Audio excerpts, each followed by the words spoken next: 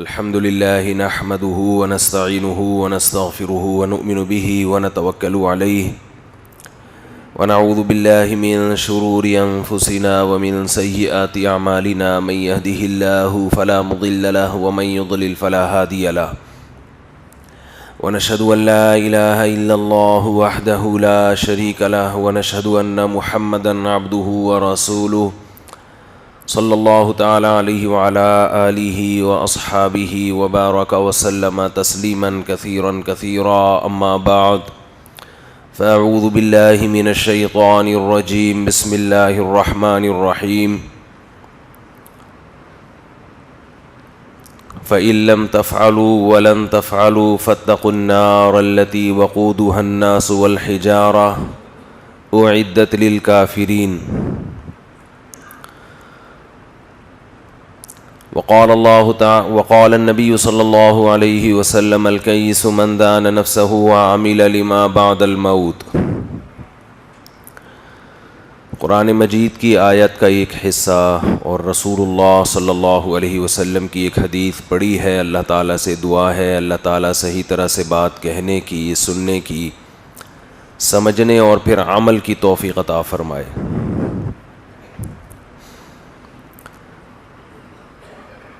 بیان میں میری عادت ہے کہ میں کوشش کرتا ہوں یہ دیکھنے کی کہ معاشرہ کس طرف جا رہا ہے، لوگوں کی سوچ کیا بن رہی ہے، فیوچر ہمارا کیا ہونے والا ہے، اس حساب سے پھر ارادہ کرتا ہوں کہ جو بھی قرآن و سنت نے اس بارے میں ہمیں صحیح رہنمائی کی ہے وہ آپ کے سامنے رکھوں۔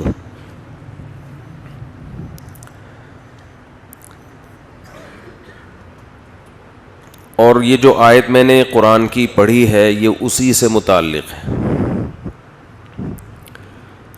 چند دن قبل ہمارے ایک مشہور صحافی کا ایک مضمون شائع ہوا، یا تو مضمون شائع ہوا ہے یا ان کی کوئی پرسنل، ان کا کوئی ذاتی ایک رائے تھی جو انہوں نے کسی کے سامنے شیئر کی۔ تو مجھے اس سے غرض نہیں ہے کہ مضمون شائع ہوا ہے یا انہوں نے کوئی ویڈیو بیان جاری کیا ہے، لیکن خبر یہ پہنچی کہ محترم نے یہ کہا کہ مسلمان اور مسلم اسکالرز آخرت ہی کی بات کرتے ہیں، اس دنیا کی بات نہیں کرتے۔ تو اگر سب کچھ آخرت ہی ہے تو مسلمان تو پھر اس دنیا میں ترقی میں دوسری قوموں سے پیچھے رہ جائیں گے۔ سمجھ میں آ رہی ہے بات؟ سب کچھ آخرت ہی ہے، نماز پڑھتے ہیں جنت کے لیے، نظر کی حفاظت کرتے ہیں، بولو بھائی، جنت کے لیے، حج کرو جنت کے لیے، بکرا کاٹو بقرعید میں، اس کے علاوہ نہیں ہے، بقرعید میں بکرا کاٹو جنت کے لیے، عقیقہ کرو جنت کے لیے، رمضان کے روزے رکھو، بولو نا کیا ہو گیا، جنت کے لیے ہے بھائی۔ رات کو جلدی سو، صبح جلدی اٹھو فجر کے لیے، اور فجر کس کے لیے؟ جنت کے لیے۔ زنا سے بچو، شادی کرو، کس کے لیے؟ بولو نا، جنت کے لیے۔ بچے زیادہ پیدا کرو، کس کے لیے؟ جنت کے لیے۔ نبی کا حکم ہے، گورا تھوڑی کرتا ہے۔ ابا کو اولڈ ہاؤس میں جمع نہ کراؤ، ابا کی کڑوی کسیلی، الٹی سیدھی، آڑی ترچھی، کیونکہ ابا کی اکثر باتیں اولاد کو ایسے ہی لگتی ہیں کہ سیدھی بات تو ابا کرتے ہی نہیں ہے، تو اس لیے ہم اولاد کو جو نظریہ ہے اس حساب سے کہہ رہے ہیں کہ ابا کی آڑی ترچھی، ٹیڑھی میڑھی، الٹی سیدھی باتیں، اللاجیکل باتیں برداشت کرو، کس کے لیے؟ اللہ کے لیے، جنت کے لیے۔ اللہ تو کا مطلب پھر جنت ہی ہے نا۔ اس صحافی نے شاید اپنے اعتراض کو اتنے ڈیفائن نہیں کیا ہوگا جتنا میں اس کے اعتراض میں جان ڈال رہا ہوں. یعنی اس کا مطلب یہی ہے. اور بہت زیادہ بنیاد پرست بننا ہے تو پھر سہ روزہ لگاؤ تبلیغی جماعت میں. کس کے لیے؟ جنت کے لیے. ان تمام چیزوں سے کیا مسلمان ترقی کر رہا ہے دنیا میں؟ بھائی ویڈیو نہیں بنائیے، ویڈیو نہیں بنائے. ان تمام چیزوں سے کیا ترقی کا کوئی تعلق ہے؟ کیا ہو گیا بھائی؟ داڑھی رکھو کس کے لیے؟ عورت پردہ کرے جنت کے لیے. حیض و نفاس کے احکام خواتین کے یہ سیکھنے پڑتے ہیں. جو خواتین کو مینسز آتے ہیں اس کا شریعت کے بہت سارے احکام سے بڑا گہرا تعلق ہے. جن خواتین کو یہ احکام معلوم نہیں ہیں ان کی نمازیں ضائع، ان کے روزے ضائع، عدت کے احکام ضائع. طلاق کے بعد، شوہر کی موت کے بعد عدت کے احکام کا اس سے تعلق ہے، غسل کا تعلق ہے، طہارت کا تعلق ہے. لیکن خواتین آج یہ علوم حاصل نہیں کرتی.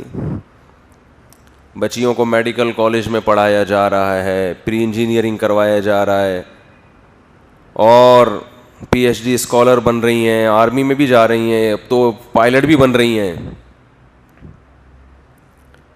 تو محترم صحافی کا یہ کہ بڑے مشہور صحافی ہیں، نام نہیں لینا چاہتا، خام میں بولیں گے یار. تو محترم کی بحث کا حاصل یہ ہے، حالانکہ وہ خود انہوں نے بھی حج کیا ہوا ہے، عمرہ بھی کیا ہوا ہے، یعنی وہ بھی ایک مسلمان ہے. کوئی بہت ہی ملحد یا ایتھیسٹ ٹائپ کا آدمی اگر یہ اعتراض کرتا تو کوئی اتنا بڑا مسئلہ نہیں تھا. کسی حاجی اور عمرہ کرنے والے کا یہ اعتراض کرنا اصل میں یہ اس کا اعتراض نہیں ہے، یہ بہت سے لوگوں کے دل کی دھڑکن ہے جو محترم کی زبان پہ آ گئی. بہت سے ہمارے مسلمانوں کا یہی ہے کہ یار اگر اسلام کو فالو کریں گے تو گورا کہاں سے کہاں نکل گیا. فجر کی نماز پڑھیں گے تو کیا خلائی سیارہ ہمارا آسمان پہ جا سکتا ہے؟ بولو نا کیا ہو گیا آپ لوگ؟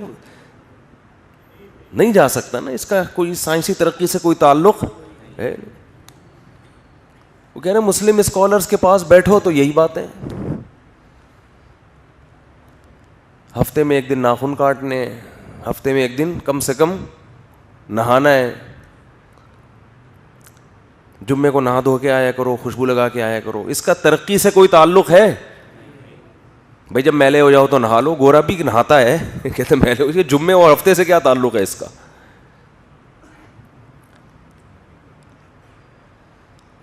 حلال کھاؤ حرام نہ کھاؤ، کتے بلی نہیں کھاؤ، اور بہت سارے حرام جانور ہیں ان کا نام لیتے ہوئے بھی انسان کو گھن آتی ہے. یہ نہ کھاؤ وہ نہ کھاؤ. تو کیا گائے کا گوشت ذبح کر کے کھانے سے ہم میڈیکل سائنس میں ترقی کر سکتے ہیں؟ بولو. ہمارے ہاں اچھے انجینئر پیدا ہو سکتے ہیں؟ ان کا خلاصہ یہ ہے کہ یار اگر ٹھیک ہے آخرت بھی ہے، جنت جہنم بھی ہے، تو لیکن مولویوں کے پاس اٹھنا بیٹھنا ہمیں ترقی سے پیچھے لے جائے گا. یعنی ان کا خلاصہ یہ ہے. اور در حقیقت وہ یہ کہنا چاہتے تھے کہ اسلام جو ہے وہ آپ کو دنیا میں ترقی نہیں کرنے دے گا. بعض لوگ اس کو یوں بیان کرتے ہیں کہ اسلام ہی نہیں کرنے دے گا، بعض کہتے ہیں نہیں اسلام تو کرنے دے گا لیکن علماء رکاوٹ بن رہے ہیں. اسلام تو نہیں کچھ کہتا لیکن علماء جو تھوڑے سے زیادہ دیندار ہیں وہ یوں کہہ دیتے ہیں. تو میں اعتراض کو اور زیادہ اچھے طریقے سے بیان کرتا ہوں. کچھ مثالیں اور بھی رہ گئی ہیں. وہ مثال تو رہ گئی جو میں اکثر بیان کرتا ہوں، 4 شادیاں. اس کا ترقی سے کوئی تعلق ہے؟ بلکہ وہ تو ترقی کا بیڑا غرق کر دے. یعنی اگر آپ 4 شادیاں کر کے آپ یہ لوگوں کی جو سوچ ہے اس کو بتا رہا ہوں، میری رائے میں تو کچھ بھی نہیں ہوتا اس سے. ہم 4 تو نہیں، خیر جتنی بھی ہیں اتنی شادیاں کر کے یہاں بیٹھ کے بیان کر رہے ہیں نا. کچھ تو ہم بھی کر ہی رہے ہیں نا، کوئی نہ کوئی کام تو ہم بھی کر رہے ہیں، فارغ تو نہیں ہے. آپ نے 4 کر لی، اب ناسا والوں کا فون آیا ابھی راکٹ ہم بھیج رہے ہیں ستاروں کی طرف، ایک نیا ستارہ دریافت ہوا ہے، اس پہ بھیجنے کا مشن ہے، آپ کو بھیجا جائے. تو ایک بیوی نہیں، دوسری روکے گی نہیں، تیسری روکے گی نہیں، تو چوتھی تو کوئی نہ کوئی تو روکے گا آپ کو. بھائی کیا ہو گیا، اتنی کی کیوں تھی جب ستاروں پہ ہی جانا تھا آپ نے. پھر جب 4 ہوں گی تو بچوں کی بھی ایک لائن ہوگی، تو وہ ترقی سے روکیں گے آپ کو، وہ ٹانگیں کھینچیں گے آپ کی. ان کی فکر، ان کی پڑھائی کی فکر، تربیت کی فکر ایسے ہی چھوڑ دو تو چور اچکے بنیں گے. تو مذہب جو ہے آپ، یعنی مسلمان ترقی نہیں کر رہا مولویوں کی وجہ سے، اور ترقی نہیں کر رہا مذہب کی وجہ سے. مسلم اسکالرز کو چاہیے کہ تھوڑا سا دنیا داری بھی لوگوں کو سکھائیں. یہ اعتراض اور یہ اشکال صرف ایک صحافی کا، کالم نگار کا نہیں ہے، یہ چیز آج ہمارے نوجوانوں کے دلوں میں لاشعوری طور پر بیٹھ چکی ہے. وہ گورے کو دیکھتے ہیں، اور میں آپ کو قسم اٹھا کے کہہ سکتا ہوں کہ جب میں کالج میں پڑھتا تھا تو میری بھی یہی سوچ تھی. ہماری بھی کیا تھی، یہی.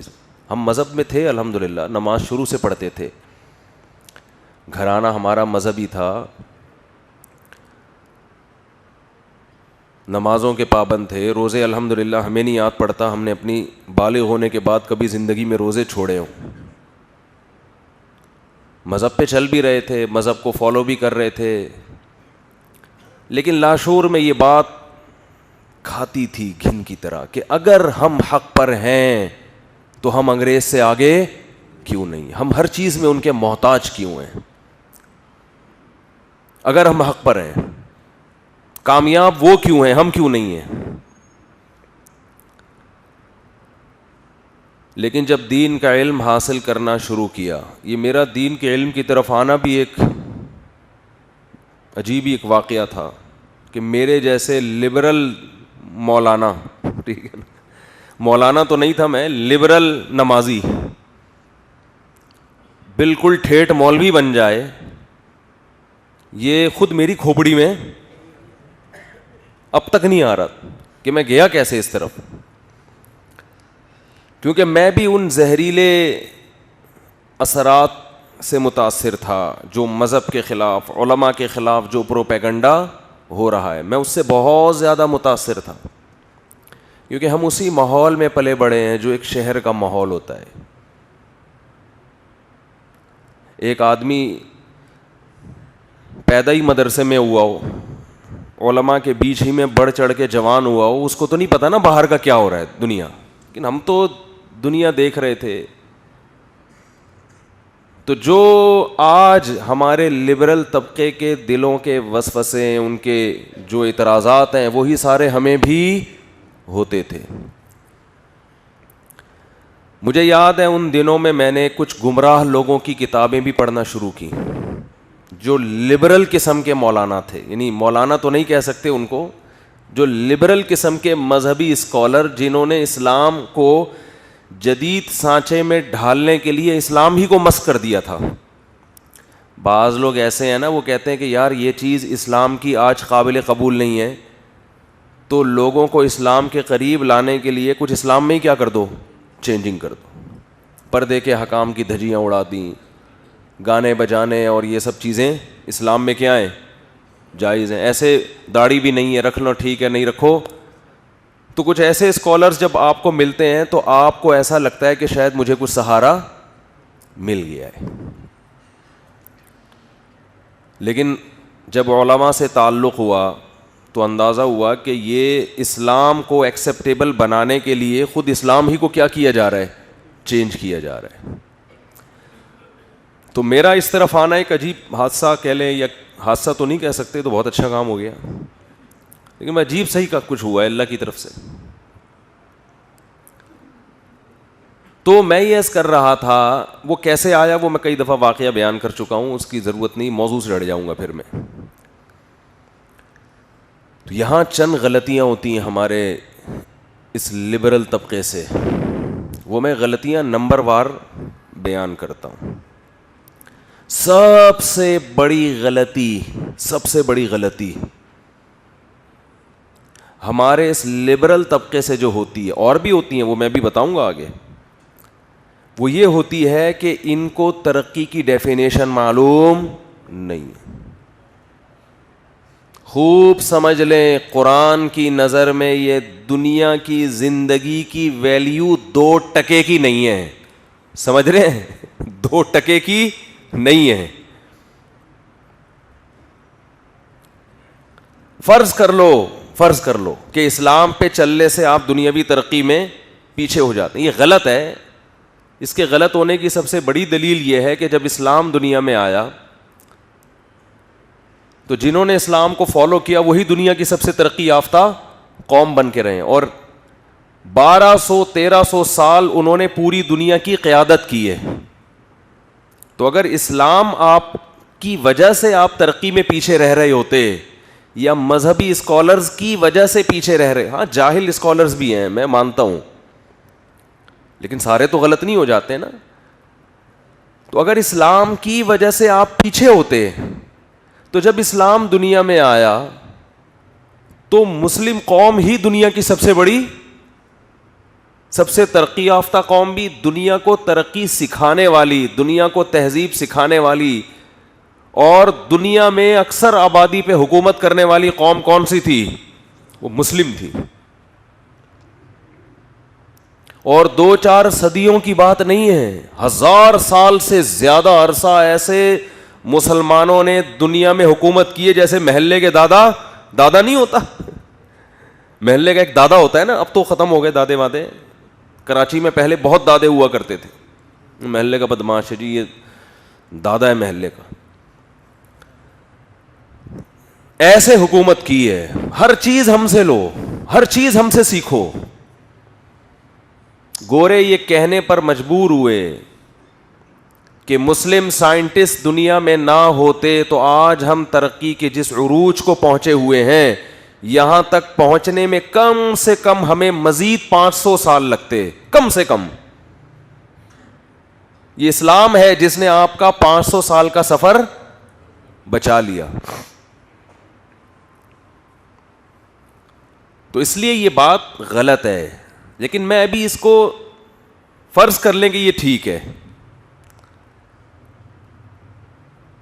تو یہ جو دنیا کی ترقی ہے نا, اچھی آپ اسٹیبل ہو جائیں, آپ کے پاس پیسہ, ترقی کو یہی سمجھا جاتا ہے نا, آپ کی صحت اچھی, آپ کے پاس معاشی ترقی بہت زیادہ, اور ایوریج ایج آپ کی بڑھ جائے. بھائی ترقی یہی ہے نا. جرمنی میں لوگوں کی جو ایوریج عمر ہے وہ 80 سال ہے. 80 سال, اب ریٹائرمنٹ کی عمر بھی وہ لوگ بڑھا رہے ہیں کہ بھائی 80 سال تک بندہ کام کا ہوتا ہے. ہمارے یہاں کتنی ہے؟ شرمندگی سے بچنے کے لیے 60 سال ہے, ورنہ اصولی طور پر 35 سال ہونی چاہیے. او بھائی کیا ہو گیا بھائی, اب 35 لکھیں گے ریٹائرمنٹ کی عمر, تو بھرتی کب ہوگا؟ ورنہ گورا 80 سال میں جو ان میں جو اپنی صحت کو ذرا صحیح رکھتے ہیں, زیادہ تر لوگ کوشش یہی کرتے ہیں, ان میں بھی ہماری طرح بہت سے ہوتے ہیں جنہیں کوئی ہوش نہیں ہوتا, لیکن 80 سال کا گورا اور یہاں 35 سال کے نوجوان کو دیکھ لو آپ. 35 سال کا جو نوجوان لڑکا ہے وہ ریٹائرمنٹ کی عمر اس کی ہو چکی ہوتی, وہ صرف 4 شادیوں پہ بیان سن کے خوش ہو سکتا ہے. صحیح ہے نا, سوچ نہیں سکتا, باتوں سے وہ خوش ہوتا ہے. ماشاءاللہ کتنا زبردست بیان ہوا. اور 5-6 سال کے بعد جا کے وہ اس بیان سے بھی خوش نہیں ہوگا کہ پتہ نہیں کیا بیان لے کے بیٹھ جاتے ہیں مفتی صاحب. تو صحت کا حال دیکھو ہمارے ہاں, تو ظاہر ہے ترقی کہاں ہے؟ وہاں ہیں, ہمارے ہاں بولو نا بھائی نہیں ہے. کرپشن دیکھ لو, بیڑا غرق ہو گیا ہمارا کرپشن سے. گرین بس ابھی چلنا شروع ہو گئی ہے, سنا وزیر اعظم صاحب افتتاح کر رہے ہیں. مجھے ذرا بھی خوشی نہیں ہے. کراچی میں گرین بس کا افتتاح وزیر اعظم کرنے والے ہیں. لوکل ٹرین کا افتتاح ہوا تھا, مٹھائیاں بھی بٹی تھیں, اس کے بعد سے اب تک لوکل ٹرین ہمیں نظر نہیں آئی. پتہ نہیں پوری ٹرین سندھ حکومت پی گئی. سندھ گورنمنٹ پرزے کھا جاتی نا بھائی, ٹرین کے پرزے کھا جاتی, ٹریک اٹھا اٹھا کے اسکریپ والوں کو بیچ دیتی, انجن دائیں بائیں کر دیتی, ایک آدھ ڈبہ پی جاتی, پورے انجن سمیت ٹرینیں سندھ حکومت ہضم کر کے بیٹھ گئی. ماشاء اللہ. جیسے اسٹیل مل میں 2-3 چمچے غائب ہو جاتے نا اسٹیل کے, ٹھیک ہے نا, ہم کہتے ہمارے حکمران بہت نیک ہیں, لیکن سندھ گورنمنٹ پوری اسٹیل مل پی گئی. بھائی اسٹیل کے 2-3 چمچے ہو جاتا ہے, کرپشن اتنی ہوتی ہے. یہ تو گھروں میں وہ چمچے جو وہ کوک ہے نا وہ غائب کر دیتا ہے بعض دفعہ, لیکن ہمارے سابق حکومت سندھ کی ماشاءاللہ پورا اسٹیل مل, اللہ نے بڑا حافظہ وہ بڑا ہاضمہ دیا ہے بھائی ماشاء اللہ. تو گرین بس کا افتتاح ہونے والا ہے. اس کے بعد شاید کچھ دن گرین بس چلے, لیکن ہماری سندھ گورنمنٹ سے ہمیں اللہ کی رحمت سے پوری امید ہے کہ اس کا ایک ایک پرزہ انشاءاللہ ہماری حکومت کھانا شروع کرے گی. ایک دم سے پوری بس غائب شاید نہ ہو, پھر اس میں ناقص پرزے لگنا شروع ہو جائیں گے. اور آپ دیکھیں کراچی میں تھوڑے ہی دنوں میں گرین بس کے پہیے لے کے لوگ روڈوں پہ سفر کر رہے ہوں گے کہ ونس اپون اے ٹائم کسی وقت ان پہیوں کے اوپر بس ہوا کرتی تھی, اب 2-3 کھوکھے رہ گئے.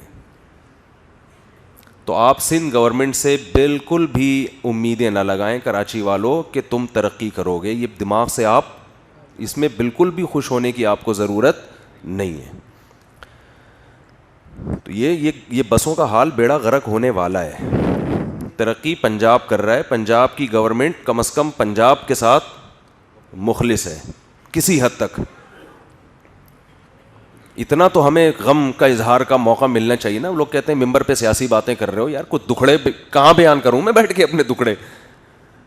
پورے کراچی کو کئی سال سے اکھاڑا ہوا ہے, کھدا ہوا ہے کراچی, روڈ جام, اور اب گرین بس کے افتتاح کی بات آئی ہے تو ہمیں پتہ ہے نا ہونے والا کیا ہے.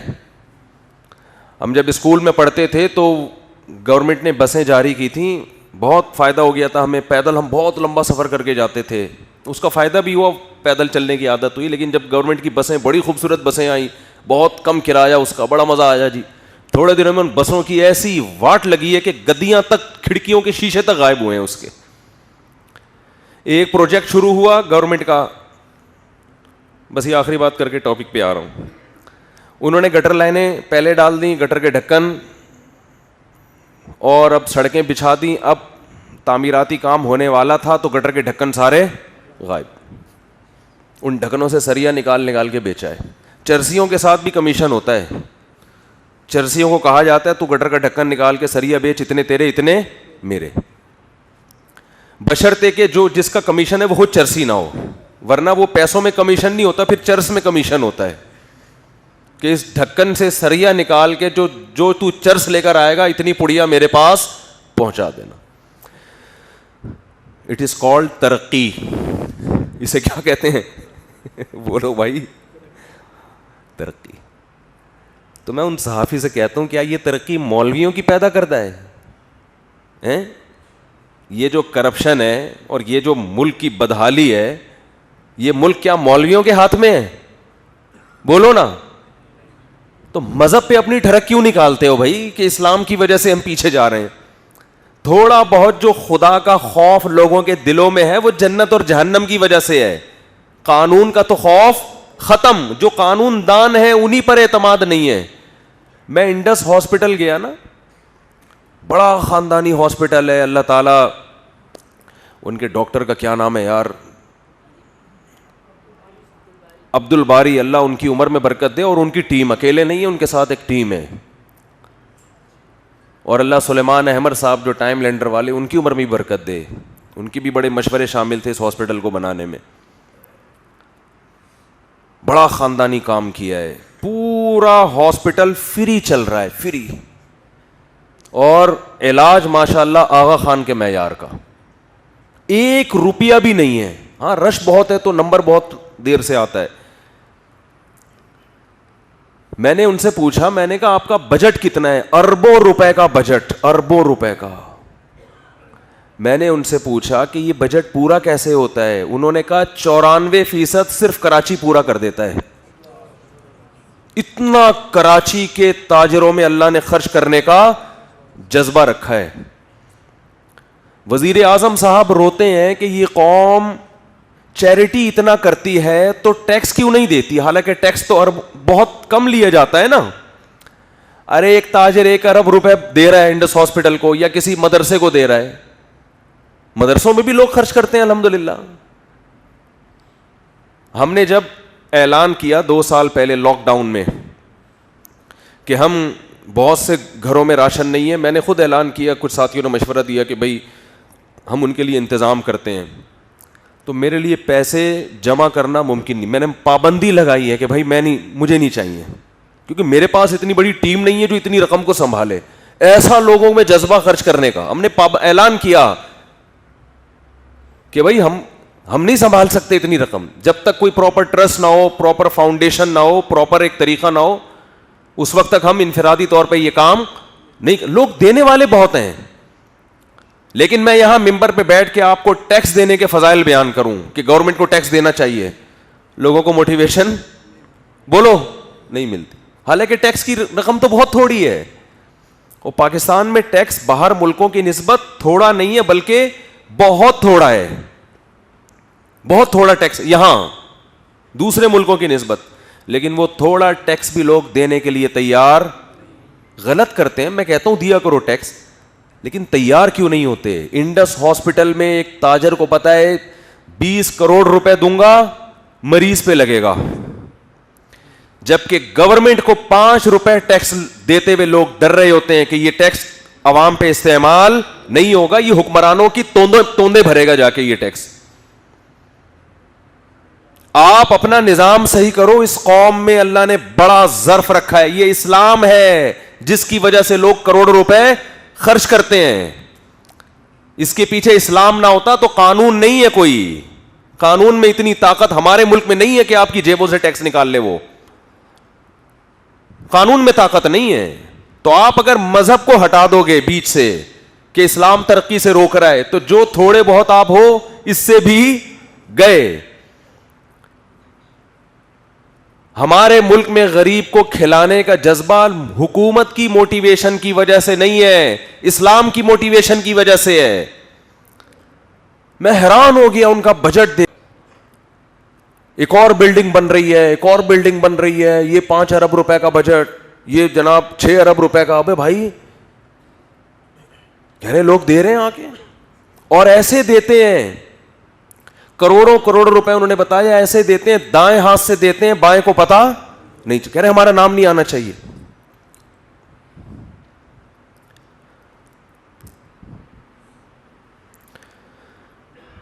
تو میں حیران ہوا. پھر اور بھی ہاسپٹل ہیں جن کو دیتے ہیں لوگ, صرف یہ نہیں ہے. آپ جائیں ہمارے ہاں, اگر کوئی چیریٹی بیسس پہ کوئی ادارہ بنتا ہے بہت ترقی کرتا ہے, لوگ تجوریوں کے منہ کھول دیتے ہیں. اور ہمیں اللہ کا شکر ادا کرنے کی توفیق ملتی ہے کہ اس میں کراچی الحمدللہ پورے ملک میں سخاوت کا جذبہ ہے. لیکن میں جہاں بھی دنیا میں گیا ہوں, کراچی کے بارے میں یہ رپورٹ الحمدللہ بہت اچھی ہے کہ یہاں کے تاجروں میں خرچ کرنے کا جذبہ من حیث القوم زیادہ ہے. باہر بھی خرچ کرتے ہیں بھائی, ہر جگہ لوگ ہیں. اور انہوں نے بتایا کہ یہ جو انڈس ہاسپٹل میں جو اربوں کا بجٹ ہے نا, یہ 94% کراچی سے پورا ہو رہا ہے. اس میں دوسرے کنٹری بھی شامل ہیں, یعنی یہ صرف پاکستان کا نہیں ہے 92% یا 94%. امریکہ ہو گیا, دوسرے یو کے ہو گیا, بڑے بڑے تاجر تو وہاں ہیں نا, ان سب کو ملا کے 92 یا 94% صرف کراچی کے تاجر پورا کر دیتے ہیں. تو باہر سے اتنا فنڈ نہیں آ رہا جتنا یہاں کے مقامی لوگ کر رہے ہیں. کیوں؟ یہ صرف اسلام ہے, اس کے پیچھے مذہب ہے, اس کے پیچھے آخرت کی تیاری ہے. جب ایک درخت لگانے سے, نبی کی صحیح بخاری مسلم کی حدیث کہ جب مر جاؤ گے اس درخت سے جب تک پرندے اور جب تک اس سے انسان اور پرندی فائدہ اٹھائیں گے تمہیں اس کا ثواب ملے گا. یہ موٹیویشن ہے. تو آپ اگر آخرت کو اور اسلام کو بیچ سے نکال دو گے تو ترقی کے خواب دیکھنا چھوڑ دو. جس پوزیشن پہ آپ ہو اس سے بھی برباد ہو جاؤ گے. اور یہ جو ترقی نہیں ہو رہی ہے اس کی وجہ اسلام نہیں ہے بلکہ اسلام پہ نہ چل رہے ہیں. سب سے پہلے حکومت کی ذمہ داری بنتی ہے کہ وہ اپنے آپ کو سیدھا کرے. ہمارے ہاں گورنمنٹ میں لبرل لوگ زیادہ ہیں مذہبی لوگوں کی نسبت, جو مذہب کو دیکھو, مذہب کی ڈیفینیشن یہ نہیں ہے کہ داڑھی ٹوپی پگڑی, نہ نہ نہ نہ, وہ بھی ضروری ہے, پگڑی تو خیر ضروری نہیں ہے, لیکن مذہب کا مطلب پورے پراپر طریقے سے مذہب کو فالو کر رہا ہوں. کل ایک تاجر آئے ملنے کے لیے مجھ سے, انہوں نے بتایا بہت اچھا کام کر رہے ہیں. انہوں نے کہا کہ میں سبزی منڈی میں یہ جو اردو اخبار ہے نا ان میں چیزوں کو پیکنگ کرنے کا رواج بہت زیادہ ہو گیا ہے. وہ سن رہے ہوں گے بیان. یہ جو کاغذ ہے نا, کاغذ, اس میں چیزوں کو پیک کرنے کا رواج بہت زیادہ ہو گیا ہے. تو میں نے اس پہ کئی سال مہم چلائی ہے کہ اس میں کاغذ کی بے ادبی ہے, اس میں اللہ کا نام بھی ہوتا ہے, اس میں آیتیں بھی لکھی ہوئی ہوتی ہیں, تو یہ ختم کر کے دوسرے کاغذ لے کر آؤ. کہہ رہے ہیں بڑی میری مخالفت ہوئی اور بہت بڑا انہوں نے محنت کی. ٹھیک ہے, آپ کی نیت اچھی ہے, ایسا ہونا چاہیے کہ یہ جو اخبار جن پہ قرآن کی آیتیں, اللہ کے رسول کا نام ہوتا ہے, ان پہ پراٹھے پیک کرنا اور ٹماٹر پیک کرنا ٹھیک ہے. کہ میں نے کہا بھائی آپ یہ 4 سال اس پہ محنت کرتے کہ سبزی منڈی سے کرپشن ختم ہو, سودی لین دین ختم ہو, 2 نمبری بولتے کیوں نہیں ختم ہو؟ کیونکہ اللہ نے آپ کو صلاحیت تھی. 4 سال میں انہوں نے یہ بالآخر کر کے دکھا دی. میں نہیں کہہ رہا غلط کیا ہے. دیکھو جب ایک اور ان کی بڑی مخالفت ہوئی, لوگوں نے, پولیس بھی انوالو ہوئی, پتہ نہیں کیا کیا ہوا, وہ پوری کارگزاری سنا رہے تھے. ان کا خیال تھا میں ان کو بہت موٹیویٹ کروں گا, زندہ باد, آپ نے تو ایسا خاندانی کام کیا ہے کہ آپ کو ایوارڈ ملنا چاہیے. ان کی میں نے حوصلہ افزائی کی کہ آپ کے اندر اللہ نے صلاحیت رکھی ہے, آپ کام بہت اچھا کر سکتے ہیں. میں یہ نہیں کہہ رہا کہ یہ کوئی اچھا کام نہیں کیا, کیونکہ وہ بیچاروں نے جو سارا کام کیا وہ میرا ایک بیان ان کے سارے کام پہ پانی پھیر دے گا نا, تو ٹھیک ہے دوسرے اخبار ہوں. لیکن اللہ کے بندو, تمہارے اندر اتنی صلاحیت ہے, تم پہلے آیتوں پر عمل تو کرواؤ نا لوگوں کو. یہ بھی ٹھیک ہے, یہ بھی چلتا رہتا تھوڑا تھوڑا کر کے, یہ بھی سائیڈ میں چلتا رہتا. لیکن جب آپ معاشرے سے ٹکر لے سکتے ہیں, پوری منڈی میں وہی اخبار آتے ہیں جو یہ جو اردو اخبار ہیں, آپ محنت اس پہ کرتے نا, اگر انہوں نے وعدہ کیا کہ اب میں اس پہ محنت کروں گا, کہ بھائی آپ لوگوں کو کسی طرح سے ایسا کوئی کام کرو, ایسا کوئی نیٹ ورک بناؤ وہاں پہ کہ منڈی سے جھوٹ ختم ہو جائے, مندی سے 2 نمبری. میرے ساتھ کتنی دفعہ معاملہ ہوا, آپ سبزی منڈی میں انار لے کر آئے, اوپر جو انار ہوں گے نا بڑے بہترین, ایسا لگے گا کہ جنت سے آئے ہوئے انار ہیں جو انہوں نے یہاں پہ سیٹ کر دیے. پھر آپ جب گھر لے کر آئیں تو بس وہی 10 انار جو اوپر ہیں نا وہی جنتی ہوں گے, نیچے جہنم بھری ہوئی ہوگی. اس میں عین ممکن ہے انار ہی نہ ہو, اور انار نکلے تو گلے سڑے. ہمارے نبی صلی اللہ علیہ وسلم بازار گئے, مارکیٹ گئے, آپ صلی اللہ علیہ وسلم, دیکھو اللہ نے نبی کو صرف کوئی معاذ اللہ لیکچرار بنا کے نہیں بھیجا کہ لیکچر دیں تجارت پہ ایمانداری سے کرو اور چلے جائیں. نا نا نا نا, ہمارے نبی مارکیٹوں میں گئے ہیں. یعلمہ الکتاب والحکمہ ہے نا, کہ نبی کا کام ہے کتاب سکھانا, تو ایسے سکھایا جاتا ہے, پوری ورکشاپ کروا رہے ہیں. بازار میں گئے, گندم کی ایک بوری تھی, آپ نے اس میں ہاتھ ڈالا, اندر گیلی گندم تھی, اوپر کیا تھی, خشک. ان صحابی کو تنبیہ کی کہ یہ کسٹمر کے ساتھ دھوکہ ہے. وہ اوپر سے چیک کرے گا, کیونکہ گیلی گندم تو خراب ہو جاتی ہے. اس طرح سے آپ نے باقاعدہ بازار جا جا کے صحابہ کرام کو ٹرین کیا ہے. اب یہ کام اصل میں تو حکمرانوں کا ہے, کیونکہ نبی تو حاکم بھی تھے نا. میں جاؤں اور منڈی میں انار نکال کے اس کو نصیحتیں شروع کر دوں کہ بھائی تو نے اوپر اچھے انار رکھے ہوئے, اندر سڑے ہوئے رکھے ہوئے, تو کہے گا مولوی صاحب خیریت تو ہے, آپ کون ہوتے ہو؟ تو حاکم, اب حاکم یہ کام جب کرے گا جب حاکم بھی ٹھیک ہو نا, یعنی حکومت خود ٹھیک ہو, تو ان پہ بھی اعتماد ختم ہے لوگوں کو. وہ آ کے اگر چیک کر کے بتا رہے ہو یہ گلے سڑے سیب نیچے کیوں ہیں, اوپر کیوں ہیں, تو وہ کہے گا تو پہلے آپ تو ثابت کرو کہ آپ بالکل فٹ فاٹ, بالکل کرپشن کے بغیر زندگی گزار رہے ہو. تو ان تاجر سے میں نے وعدہ لیا ہے, وہ کہہ رہے ہیں انشاءاللہ میں اب اس پہ کام کروں گا. تو بھائی جھوٹ کو ختم کیا جائے, جھوٹ بول کے مال بیچا جا رہا ہے, سود پہ آپ ایک چیز آپ کے قبضے میں آئی نہیں ہے اور آپ آگے بیچ چکے ہوتے ہیں, یہ پروفٹ حلال تھوڑی ہے آپ کے لیے. سٹا چل رہا ہے مارکیٹوں میں, اس کو روکنے کی ضرورت ہے. تو ان چیزوں پہ بھی صلاحیتیں خرچ ہونی چاہیے. تو خیر میں یہ عرض کر رہا تھا کہ پہلی بات کیا ہے, میں یہ بات چل کہاں رہی تھی, جو بات چل رہی تھی نا ابھی, ابے صحافی کی تو بیان شروع ہوا تھا اس پہ, یہ میں مثالیں دیتے دیتے یہاں تک آیا تھا. خیر میں اس پہ آیا تھا گرین بس. پہلے تو اس کا کلر اترے گا, گرین نہیں رہے گی, وہ تھوڑے دنوں میں وائٹ ہو جائے گی, یہ ذہن میں رکھنا آپ. پھر اس کے بعد جو اس کا حشر ہونے والا ہے تو آپ دیکھ لینا.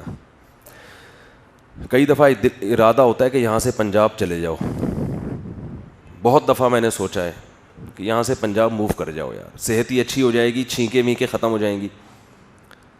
لیکن وہی ہے کہ ایک مٹی سے انسان کو محبت ہو جاتی ہے, جہاں رہا ہو پورا بچپن یہاں بنٹے کھیل کے گزرا ہمارا, پورا تو نہیں خیر کبھی کبھار کھیلے ہم نے, ٹھیک ہے, اور یہاں کے کلچر سے محبت ہو گئی. یہ انسان جہاں رہتا ہے تو وہاں کو چھوڑنا بہت مشکل کام ہوتا ہے.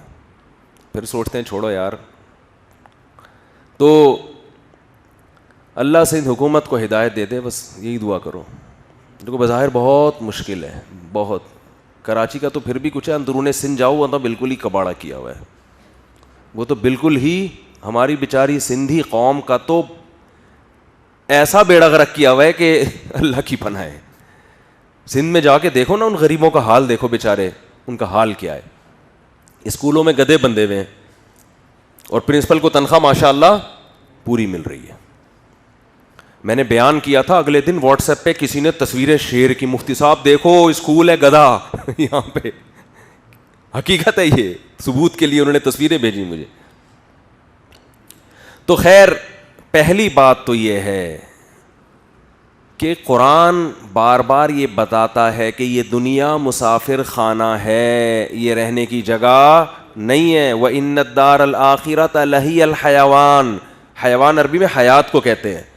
حیوان کو بھی حیوان اس لیے کہتے ہیں اس میں زندگی ہوتی ہے, تو ہر جاندار چیز کو حیوان کہا جاتا ہے. کچھ عربی کی اصطلاحات ہوتی ہیں اردو میں آ کے چینج ہو جاتی ہیں وہ. تو اللہ فرماتے ہیں اصل آخرت ہے زندگی. آپ کتنی ہی, جو نیل آرم اسٹرانگ چاند تک پہنچا ہے, پہنچنے کے بعد گیا کہاں ہے وہ, بولو نا, قبر کی مٹی, ختم. تو آپ اس دنیا کو اتنا فری کیوں کرا رہے ہو بھائی؟ پہلی بات تو یہ ہے.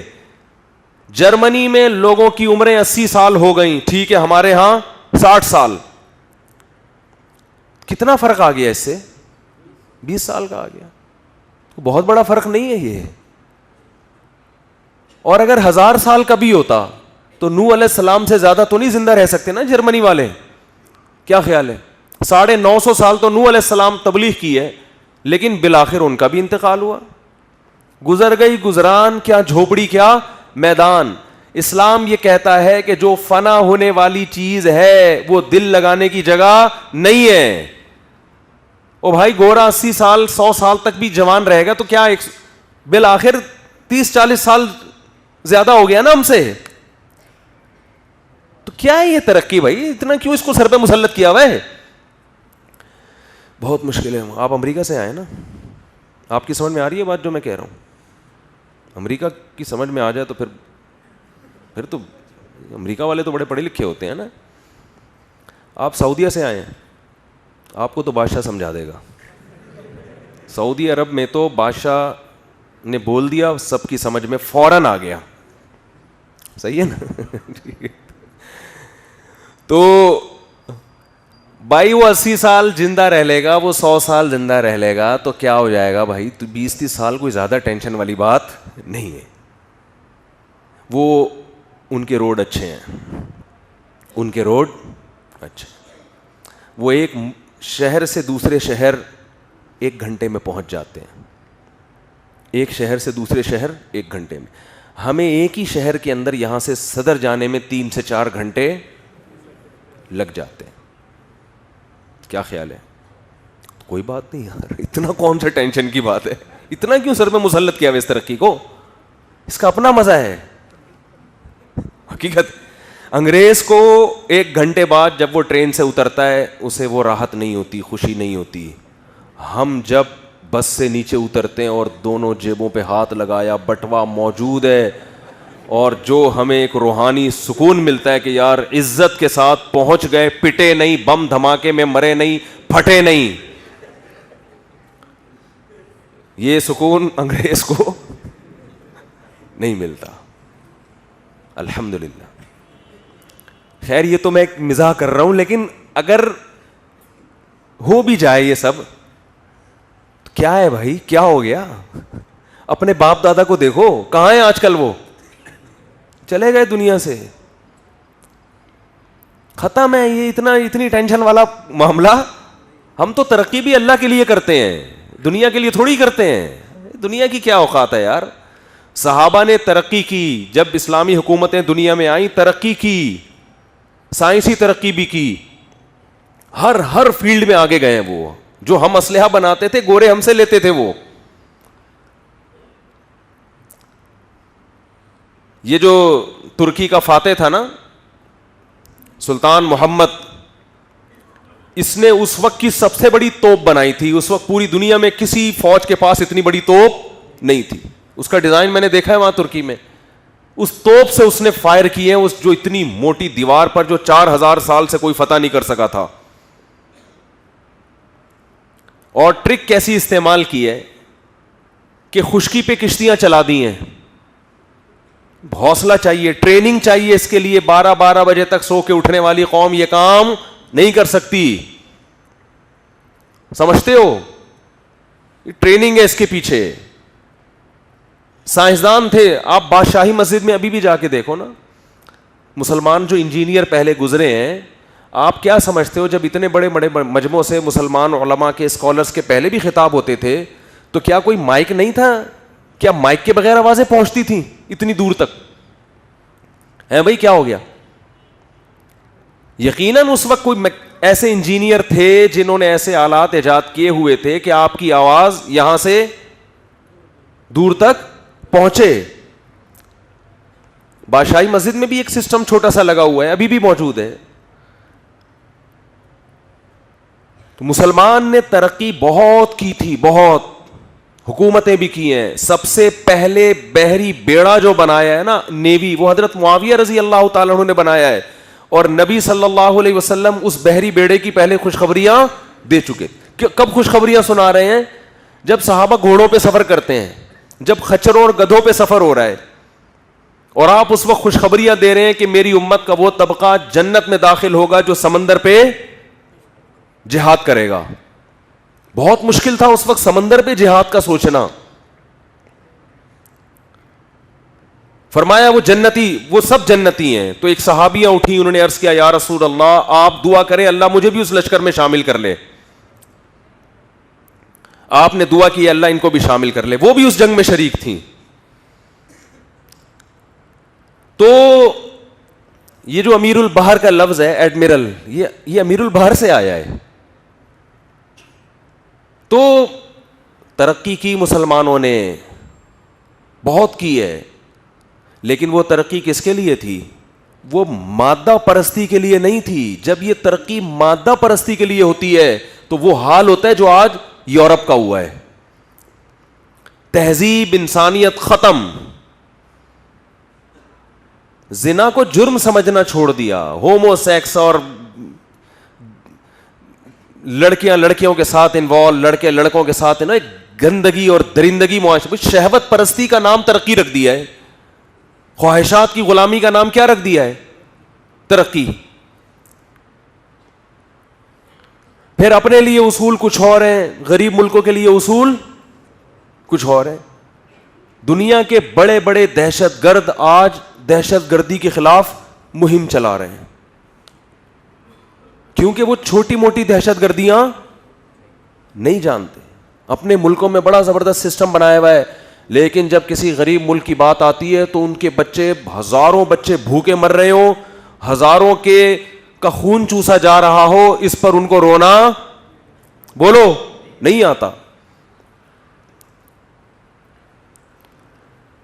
تو پہلی بات تو یہ کہ اس ترقی کو جو آپ ترقی سمجھ رہے ہو نا, اسلام آپ کا یہ کانسیپٹ کلیئر کر رہا ہے کہ آپ گوروں سے اور ان ترقی یافتہ قوموں سے اتنا متاثر ہونے کی کوشش نہ کریں.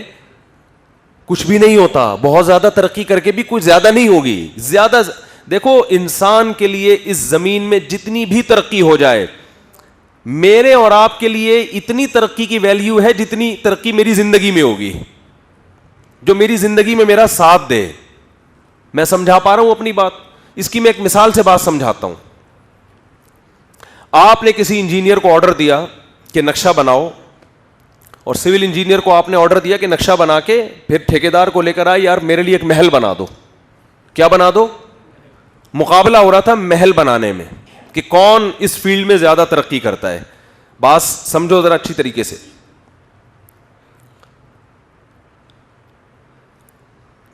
آپ 8-10 دوست ہیں نا, سب کی عمریں ہیں 50-50 سال. کتنی عمریں ہیں؟ یا 60 سال سمجھ لو, ریٹائرمنٹ کی عمر 60 سال. ایک نے جھگی بنا دی, ٹھیک ہے نا, چھوٹی سی. دوسرے نے مٹی کا تھوڑا پکا مکان بنا دیا. تیسرے نے سیمنٹ کا مکان بنا دی 120 گز کا جو نارمل ہوتا ہے. چوتھے نے تھوڑا اس سے اچھا بنا دیا. آپ نے جو بنایا نا, اربوں خربوں روپے لگا کے اتنی خوبصورت بلڈنگ, اس کی بنیادیں جو کھودی گئی ہیں وہ حبیب بینک کی بلڈنگ جتنی بنیادیں, اور اوپر سے اس کو برج خلیفہ بنا دیا آپ نے. میں سمجھا پا رہا ہوں؟ اور بہت کچھ لگا دیا اس کے اوپر. شیشے اس کے ایسے خوبصورت بلٹ پروف شیشے ہیں, گولی کا اثر نہیں ہوتا اس میں. واش روم ایسے ہیں کہ غریب آدمی کہتا ہے یار یہ واش روم مجھے کرائے پہ دے دو. اتنے خوبصورت واش روم, سونے کے نل کے لگا دیے اس میں. سسٹم ایسا بہترین, لفٹ کا سسٹم, ایک ہماری لفٹ ہے نا, بٹن دباؤ. کئی لوگ پھنس چکے ہیں بیچارے, ابھی تو ہو سکتا ہے کچھ لوگ لفٹوں میں ہی ہوں, لوگ ان کو ایدھی سینٹر میں تلاش کر رہے ہیں, اور وہ 6 سال سے ایک لفٹ کے اندر مر کھپ کے بیچارے ختم ہو گئے ہوں. کوئی دیکھنے والا تھوڑی ہے بھائی. اگر لفٹ نیچے نہیں آ رہی تو آپ زیادہ سے زیادہ یہ کرو گے نہیں آ رہی تو چلو کہیں اور سیڑھیوں سے چلے جاؤ. کوئی انکوائری تھوڑی کرتا ہے کہ یہ اب تک کیوں نہیں آئی, کوئی بندہ تو نہیں پھنسا ہوا اس میں نا. لوگ عیدی سینٹر میں تلاش کر رہے تھے. ہمارے ابا 6 سال پہلے جمعے کی نماز پڑھنے گئے تھے, اب تک واپس نہیں آئے. لفٹ میں جا کے دیکھو بھائی, پھنستے ہیں. ابھی پرسوں ایک آدمی نے پھنس گیا تھا لفٹ کے اندر, اور اچھی جگہ پہ لفٹ میں پھنسا ہوا تھا وہ تو شکر ہے نکل گیا. تو آپ نے ایسا لفٹ کا سیٹ اپ لگایا اس میں کہ بڑی وی آئی پی قسم کی لفٹیں, کہ لفٹ کو لفٹ کرانے کا دل کر رہا ہے آپ کا کہ اس سے اترو ہی نہیں. بہت زبردست لگژری بلڈنگ بن گئی بھائی. اب سب کہہ رہے ہیں یار ترقی اس نے زیادہ کی ہے, اور سب سے زیادہ تنزل میں وہ ہے جس نے جھونپڑا ڈالا ہوا ہے. ترقی تو یہ ہے, اسی کو ترقی کہتے ہیں نا آج کی زبان میں.